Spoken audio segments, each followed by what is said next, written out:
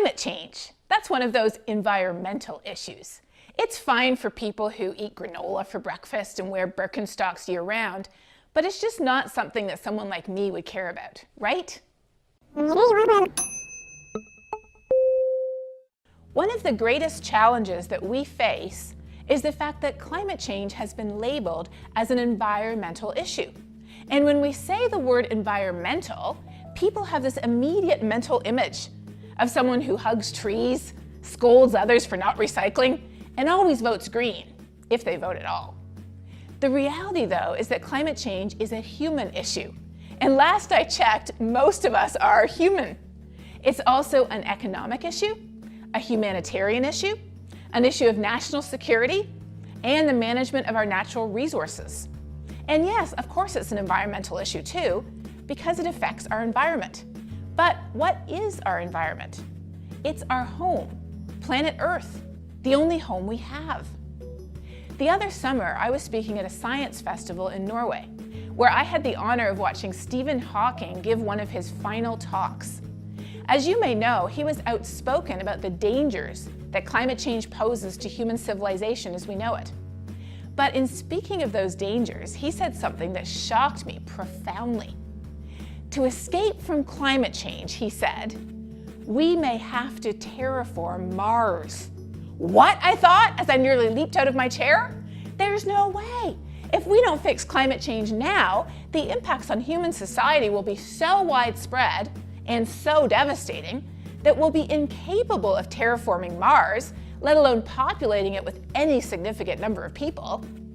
So the next day, when I was waiting backstage before my own talk, I found myself in the company of Lord Martin Rees, who is the Royal Astronomer of England. He is also a longtime friend and colleague of Hawking's. So I took the opportunity to ask him, do you agree with what Hawking said? I will never forget his answer. Oh no, he replied, shaking his head. Fixing climate change is a dawdle in the park compared to terraforming Mars. I know people who are excited about going to Mars, and I wish them well. But space exploration will not solve the problem of climate change. That's because the planet that we already have is our perfect home. We don't often think about the fact that every resource we have and use comes from the Earth. How long would we last without air to breathe, water to drink, food to eat? And that's not all. The materials we use to build our homes and our infrastructure, to make the clothes and the goods we use, including the phone or the computer or even the TV that you're using right now to watch this video, every piece of that came from the resources provided by our planet. That's why to care about a changing climate, we don't have to be someone who considers themselves an environmentalist, although it certainly helps. We just have to be a human who wants this planet, the only one we currently have and are likely to have for a very long time, to continue to be a safe home for us all. And it isn't about moving climate change up our priority lists, as if it's currently at number 21 and we need to move it up to 8 or maybe even 3. No, I don't think climate change needs to be on our priority list at all. The only reason we care about it is because it already affects everything else that matters to us today. Just think about it. There are more than 7.5 billion of us on this planet, and we have built our cities and our countries and our socioeconomic systems on the assumption that climate is stable and that the conditions that we've experienced in the past paint an accurate picture of the future. Today, though, that assumption is no longer true. The Earth's climate is changing faster than any time in the history of human civilization. Why does that matter? If we value the places where we live, which for hundreds of millions of us are in areas that are already at risk due to sea level rise or stronger storms or both, if we care about climate change because it impacts the food we eat, where we grow it, how much it costs, the air we breathe and how clean or dirty it is, the economy, national security, humanitarian issues like hunger and poverty and disease across the world. In short, climate change will directly impact the future of civilization as we know it. If we care about any of those things, then we are already the perfect person to care about a changing climate. Now, it's true. There are some values that are incompatible with fixing climate change. But those values are ones that put short-sightedness and greed front and center. If all we care about is our comfortable life today, or how much money we could make this year from digging up or burning fossil fuels, no matter what harm it does or what impact it has, then sure, we would not care much about climate change yet. It just doesn't make sense. But if you're a human here on Earth and you care about your family and their future, you already care about climate change. You just might not have realized it until now. By connecting the dots between what we value, what we hold dear, or even what we like to do in our spare time, whether it's skiing or birding or hunting or fishing, and how climate change will impact those things going forward, that's what gives us a genuine motivation to care, to do our part, and to hold our elected officials and our politicians and our leaders responsible to do their part too, to curb our carbon emissions before it's too late.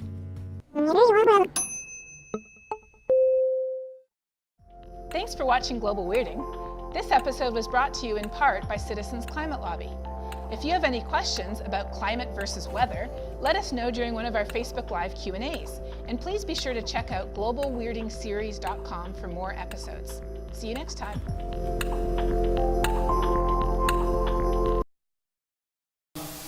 One thing that she talked about is the fragile state of the Earth. This is a famous picture in the background there of Apollo 8 in 1968 when they took the photo. The first photo, and they called it Moonrise or Earthrise.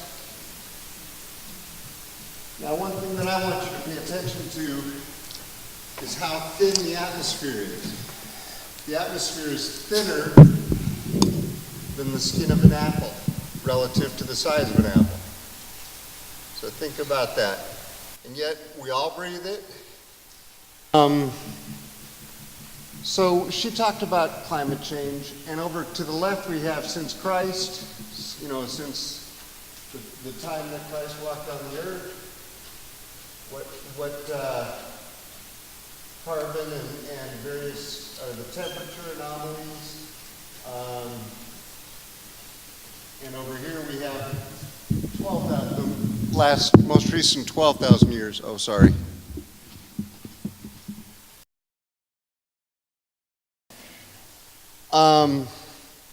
So 12,000 years just happens to correspond with how long humans have had agriculture. Now that's an amazing history of stable temperatures for 12,000 years.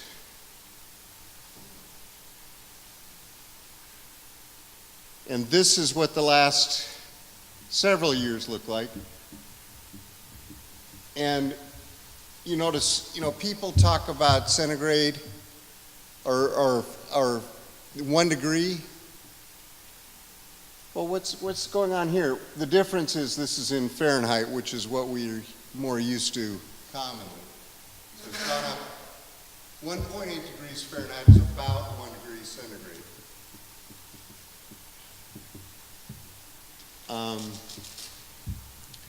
Now, Munich Re keeps track of the number of natural loss events, and this shows the last 36 years to 2016. And one thing you notice about them is the number are increasing, as opposed to the number of meteorologic, hydrologic, and climatologic events are increasing, while the geophysical events are staying stable. Geophysical events are like earthquakes and so on, which are much less correlated to climate change and temperature, much less sensitive. So, is every storm caused by climate change? No, it's not. All weather events are affected by climate change because the environment in which they occur is warmer and moister than it used to be. But as far as attributing particular events we can't do that quite yet. And here, this is a human, a footprint in terms of carbon footprint. We'd need 4 Earths to sustain our lifestyle if everybody on Earth lived as we do. And everybody wants to live a good lifestyle. I mean, that's natural. But we've got to use fewer resources is the point that I'm making here. We can live a good lifestyle without using quite as many resources. And this solar system, the solar panel system, or the solar array, there's 144 solar panels on the roof of this building, thanks to this gentleman over here from Shine Solar. And that's not, well, we'll get into, it's not a complete answer. Okay, it's a partial answer. It's a helpful step, but it's not complete in reducing our resource consumption. Now, resources have multiple effects. One aspect of resources is called, the source, where they come from. But there's also the sink issue. And the sink is that apple skin, thin air that we breathe. Now, the crust of the Earth is about the same thickness as the atmosphere. So, when you've gone on an airplane and the pilot talks about we're now cruising at 30,000 feet or 35,000 feet, that's about what we're talking about. The crust is the source of all of our of modern life, and the problem here. But one thing, a solid is 1,000 times as dense as a gas, as air. So the air is a much more vulnerable aspect of our Earth than the solid part.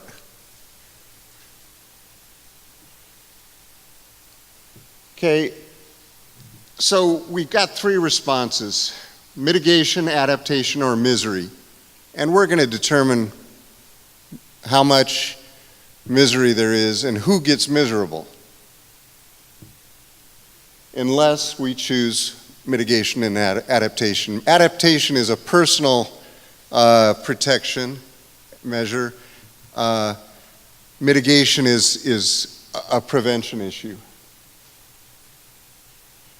And these are the kind of people who are the most vulnerable to the misery aspect. And this is in Central America, and it's very common in Central America, all around. Now, what are the causes? What are the sources of the carbon? It's mostly energy.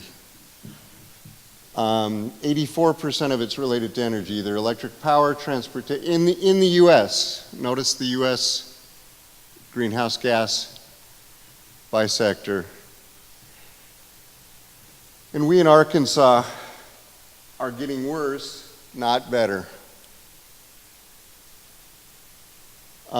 Here we show that transportation has crossed over the electric power generation grid in terms of carbon dioxide production. And here we see that there's a carbon dioxide equivalency issue. Carbon dioxide is 77% of the problem, but we have methane, nitrous oxide, and these CFCs, HCFCs. Now, this is just in terms of how much the current issue is. Mac is going to be talking to us soon during the day, that there's a huge sink out there. There's a huge source of refrigerants, because that's what we're talking about here is refrigerants. And so he'll tell us in detail what the problem is with that. But as far as what's currently leaking on an annual basis, it's small, but the potential is huge. Now this is just to remind us that there's ranges of things, and there's probabilities, and so when people talk about, you know, the middle, you always have to think of error bars. And here, this is the warming trend in Arizona. This is a drought index.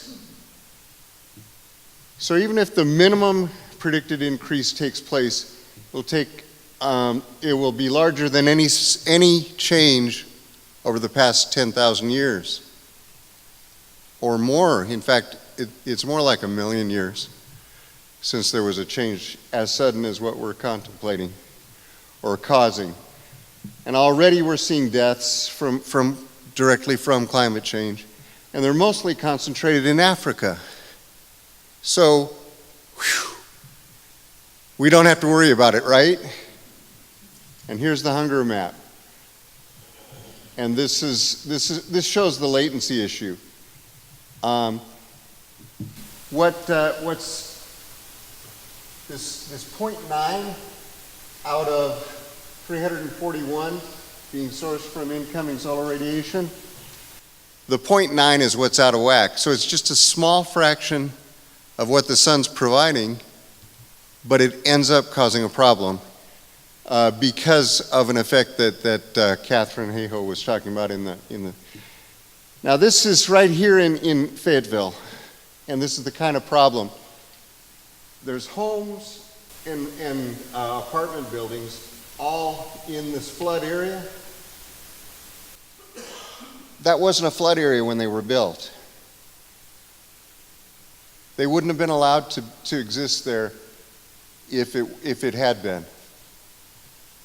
So it's not just people in Africa. It's here right now, and there's exotic species that are moving into our area. Just this morning I was reading about a kissing bug, you know, a bug that bites people near the lips.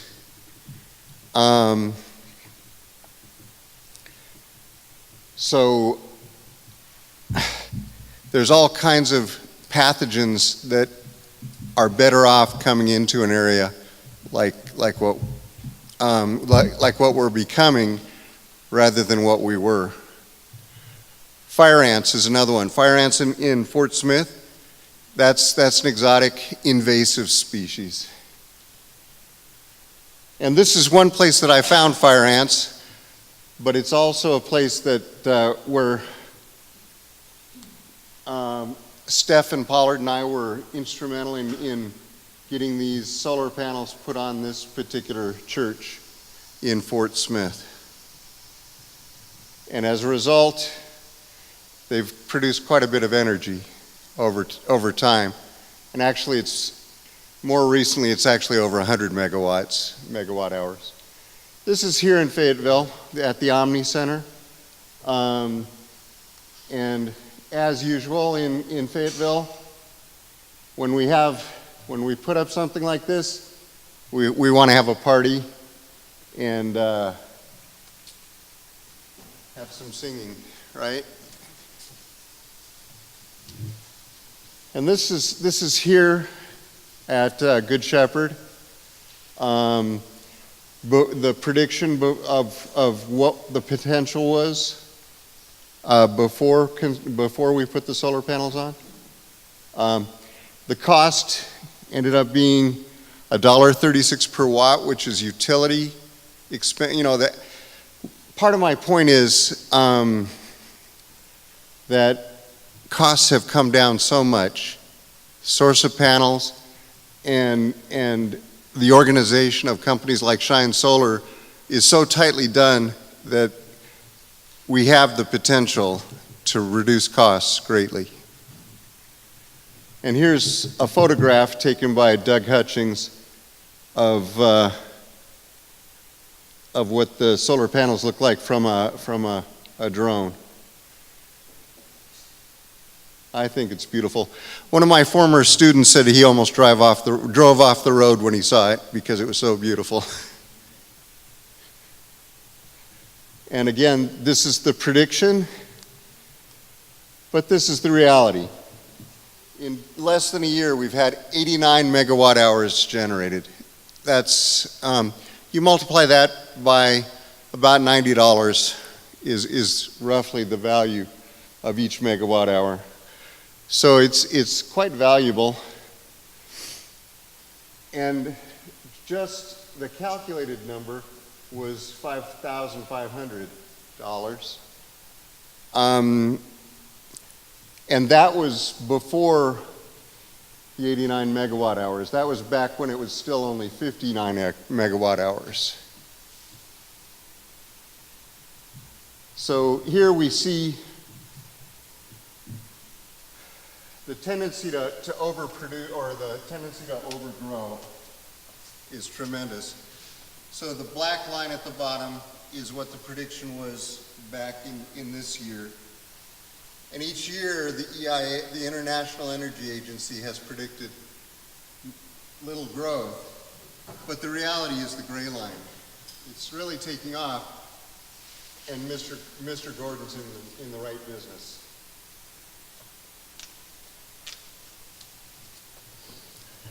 So with that, I've got a bunch of other things I could show you, but we're behind. So Caleb, would you like to say a few words? Thank you. Thank you, thank you.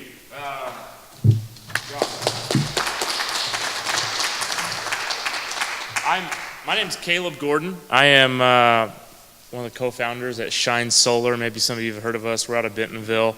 We're primarily a residential solar installer. We've done a handful of commercial jobs, but this is one of the larger ones we've done. We did one recently on a big veterinary supply distributor out in Taneytown, 350 panel system out there. But the bread and butter of our business is the residential market. Shine got going back in early 2016, so we're about 3 years in. But he made the comment that one of his students said they almost ran off the road when they saw this. When we started Shine Solar, we were trying to just be creative and think, what's the tagline here? What are we about? And what we came up with after much thought was installing happiness. That's what we do. We install happiness. And where that came from is most of the things that you have to spend money on for your home are they're just not fun expenses, right? When you have to replace a roof, when you have to, any home repair that you have to do, you have to do it. It's not fun. You got to swap out your HVAC unit or put in new windows.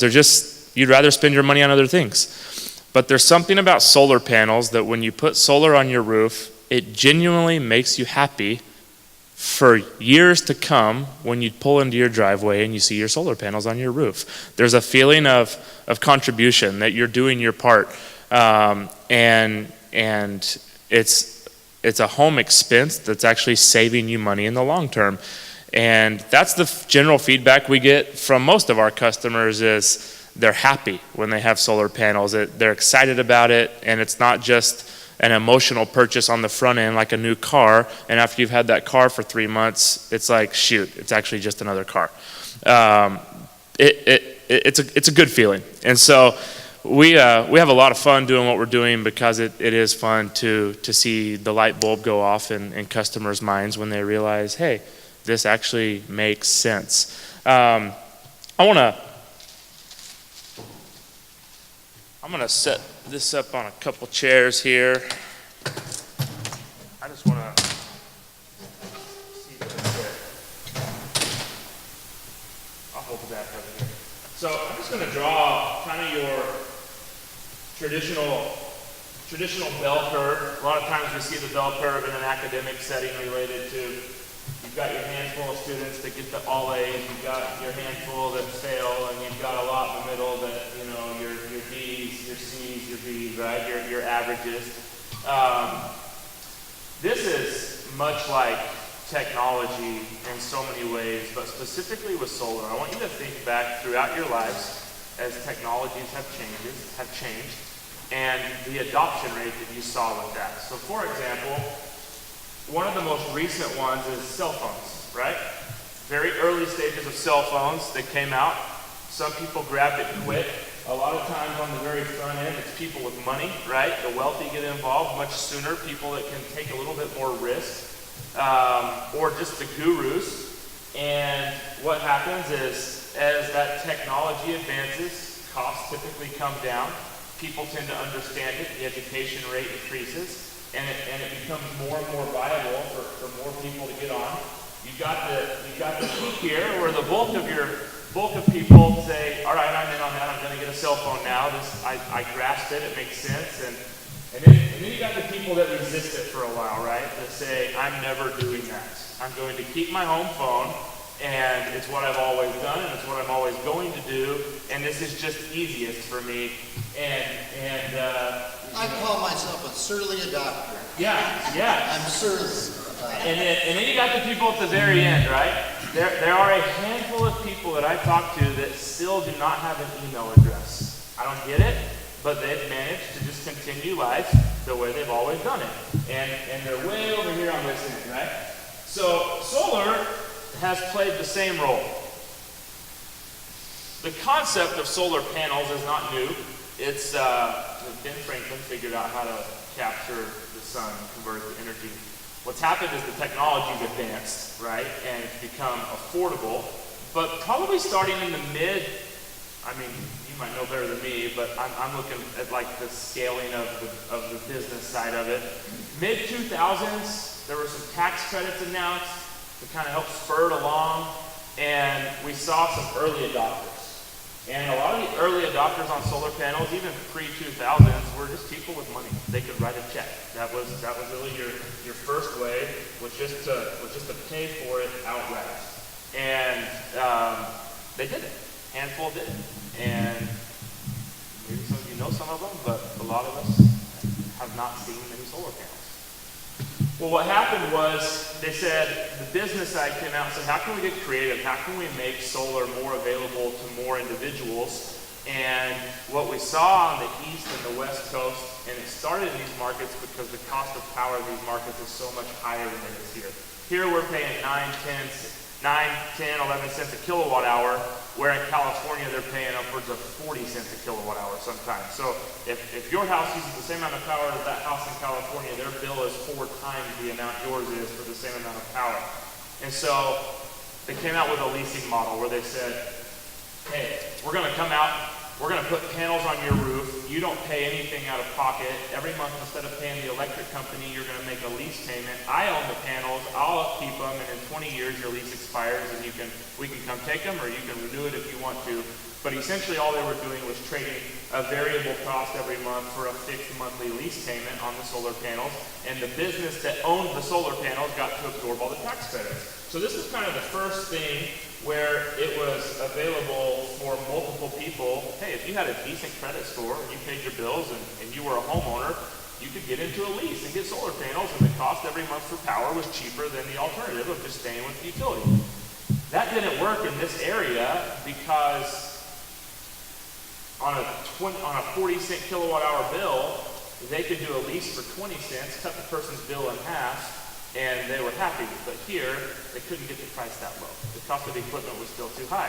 That's why you haven't seen much adoption in solar in Northwest Arkansas and in the Midwest for a while. Well, about 4 or 5 years ago, we saw solar loans come into play. Where now it was, don't lease it anymore. Why would you lease it? Just get a loan and own it yourself. Same concept, right? Buy the panels. They have a 25-year warranty. Replace your monthly electric bill for a solar loan payment. Every month as you make that payment, you're building equity in something. You own it. It's no different than renting a house or getting a mortgage. You're going to pay about the same every month. One's buying you something, one's renting you something. It's a no-brainer, right? And people started to realize, hey, well, yeah, why would I let that leasing company take advantage of the tax credits or whatever it is? And so we saw this adoption of solar ownership come into play. Great model. The problem was, it still didn't appease to the nonprofits. It didn't appease to churches, to governments, to schools, to municipalities, to all those things, because those things don't pay taxes, right? And so the biggest advantage of the leasing model is that we can go to businesses all over, and that whether they have tax liability or not, we have an option now. And that's what we're starting to see. Some of you have heard about Senate Bill 145 that just recently passed in the state of Arkansas, and what it did is it opened the door for third-party ownership in the state of Arkansas, so now leasing is available in the state of Arkansas. While that doesn't change the model on the residential side a whole lot, it's still better to own it if you can own it, but for things like churches now, like we have here for school districts and municipalities and large-scale commercial projects for entities that don't have a tax liability, now the door has been opened in the state of Arkansas for leasing to be allowed. And so that's a big step for solar in this state and for just to move in the right direction. And so, kind of back to my bell curve here, I think, you know, California, what you have is you have super high utility rates, but every single house pretty much has a 5 kilowatt system, and the weather is about the same year round. Here we have low utility rates, but our average system sizes are 10 and 12 kilowatt. They're double what they are in California, and the extremes in weather are extreme all year long. Your winters are extreme, your summers are extreme, and so the weather trends are much different. So there's trade-offs, right? Rates, while rates are cheaper here, we have other headwinds. And so what's happening is I think on your east and your west coast, where solar's been available now for 10 plus years at a massive scale, you're going through neighborhoods in Arizona and in Southern California where 1 out of 4 houses have solar on it. And they're somewhere over here, right? We are still very much in this area in the state of Arkansas. It hasn't taken off yet. It's going, but yeah. 5 minutes. Okay, perfect. It's going. But there's just a huge education component about it, which I would argue most of you are further along on that than others. But the idea here is, for the first time in our lives, there's a new way to consume electricity that's never been around.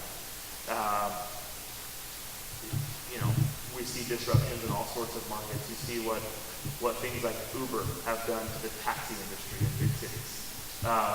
You see what cell phones did to the telephone industry. Same type of thing, right?